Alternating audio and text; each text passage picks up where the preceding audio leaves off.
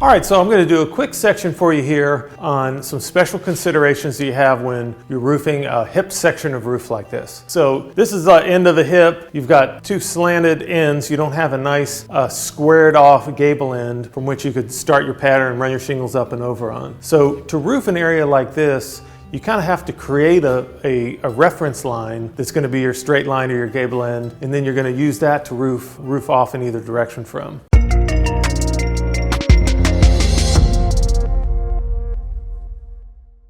So let's just say, if you can imagine with me, that this was just one side of a hip roof, and this roof extended out and there was a straight flat gable end over there. Well, that's where you'd probably want to start, unless you had a lot of chimneys or dormers or something in the way that was going to mess up your pattern. You want to start off that way and just run this way, and then you just run off to the end and cut your shingles off. But in this case, we've got this triangular section and we need to establish a basis for starting our pattern. Hey everybody, thank you so much for watching this video. Please hit subscribe so you can be a part of my channel. You can watch all my videos that cover complete stages of both shingle and metal roofing. There's tons more content coming out soon about all aspects of roofing, including skylights and trim and sheds and whatever you're interested in.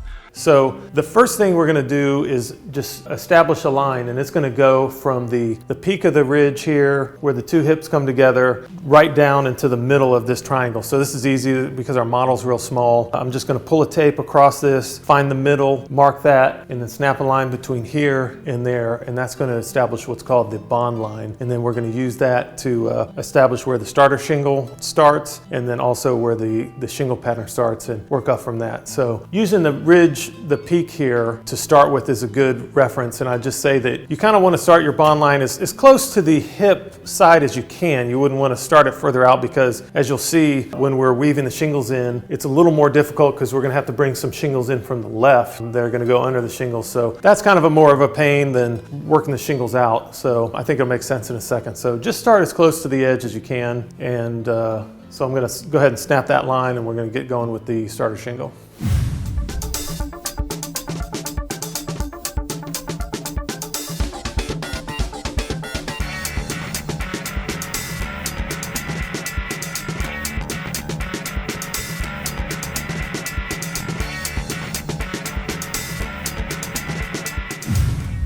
I established my line here in silver. We've got the starter shingle, top of the starter shingle marked off here to have the correct reveal over the edge. And what I've done here is created a line 6 inches off the side of the bond line here, which is the middle silver line that you see. So, and that's where I'm going to start my starter shingle. Okay, and the reason I want to offset the starter shingle is just like we explained when you're establishing your pattern and setting your starter shingle up, is because we're going to put our first full shingle on this line, and we don't want the butt joints of the starter shingle and the field shingle to line up. So the 6 inches allows us to offset that. So we're going to go ahead and get this run, and then run our first full shingle based on this silver bond line running up the middle of the hip.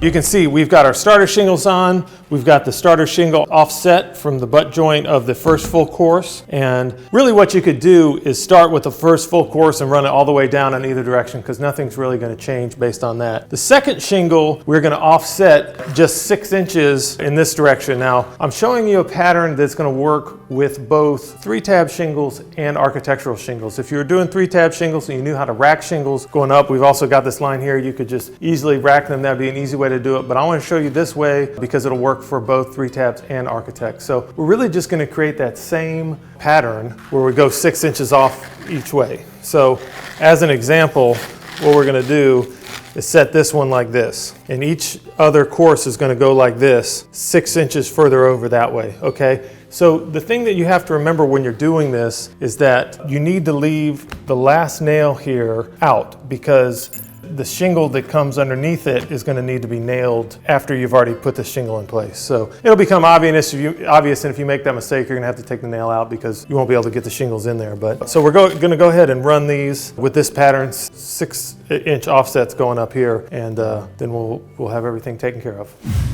All right, so I got several courses on here, and again, our model's pretty small to demonstrate this, but I think this is going to give you the ideas. We started the stair step, it's going over this way. Because it's so small, the shingles cover most of it just with just one 3-foot piece of shingle. But as you can see over here, what we've got to do now is slip this course under these other ones. And this is why you have to leave that other nail out, is because when you come back in now, you got to put the nail in this shingle that we've already nailed over here. Same thing here. We're going to slip this course up under here, nail it here, and so on. So if you have a larger roof with this kind of configuration, you're going to have a lot more courses. But what you want to do is run this course, run a full shingle to the right, run the shingles to the left, and then start moving up. So I'm going to finish this off, and we'll have the side of this hip done.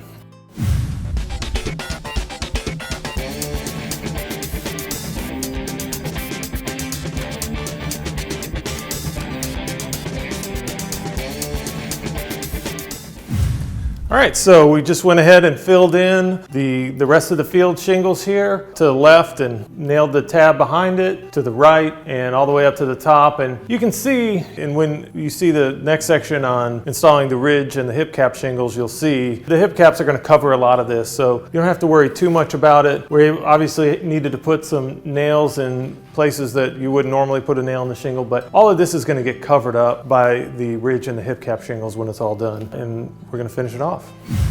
All right, in this section, I'm going to be showing you how to apply the cap shingles to both the hip and ridge sections. So to finish off these sections of your roof, you're going to use the same cap shingle. You have a few options as to which type of shingle that you're going to use for this. No matter which variety of cap shingle you use, they're applied with the same technique. Your most basic option for hip and ridge shingles is to use a 3-tab shingle. If you're using a 3-tab on the rest of the roof, like we are here, this is going to be your easiest option because you're going to have some on hand. You can also use a 3-tab shingle for the hip and ridges on an architectural shingle roof if a matching color of 3-tab shingle is available. To make a 3-tab shingle into a ridge shingle, you need to make just a few cuts. Take your razor knife and hook blade and cut the shingle into 3 tabs right at the cutout. Once you've got a stack of 3 tabs, you want to come back and trim off the back corners of each shingle, or you can do it as you go along. You'll end up with a piece that looks like this with slightly beveled edges on the back and side of the shingle that's going to get covered up. This prevents the back end of the shingle from sticking out around the edges of the overlapping shingle. Now, depending on the shingle manufacturer and what your supplier carries, you may be able to use a product like these that are specifically manufactured to be used as hip and ridge shingles. There are a variety of products depending on the manufacturer and the color that you use, so you'll have to check and see what's available. These products are nice because they come pre-cut and have color patterns that are designed to make the shadow lines really stand out. In some cases, if you're using an architectural shingle, you have to use one of these pre-made hip and ridge shingles, as matching 3-tab shingles are not available. Applying these shingles is pretty straightforward. Your main considerations are to make sure that you're using a nail that's long enough and to run the shingles in a straight line. Let's start on this hip. I like to apply the first hip shingle to make sure it's square and even on both sides of the ridge. In this case, every tab that you're going to use for your hip and ridge are going to be 1 foot wide. So really you're going to fold it and it's 6 inches on either side. So once you kind of eyeballed it and make sure everything's going to work, you can make marks just on one side of the hip now, 6 inches from the middle of the hip. We're going to make 2 marks, snap a line, and then that's going to guide the right side of the shingles as we go up. So just like in the field, hip and ridge shingles get a 5-inch reveal. So you lay the top shingle where it laps just over this glue line here. Place 2 nails in the hip shingle in the middle of the tab in essentially the same place as you would in field shingles.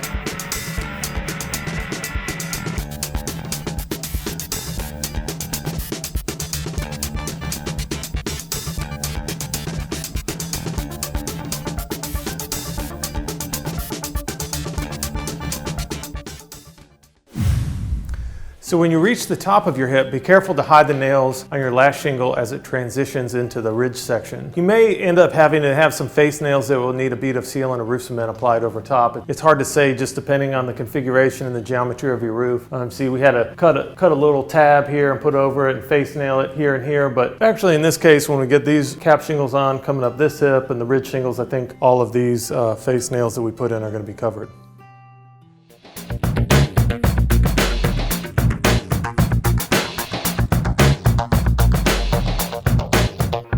If you'd like the complete series for yourself on how to do shingle or metal roofing, you can go to my website, roofingintelligence.com, and there you can get a membership to either stream or you can get a DVD in the mail that'll show you how to do all the steps for either of those types of roofing. Enjoy this video. Thanks so much for watching.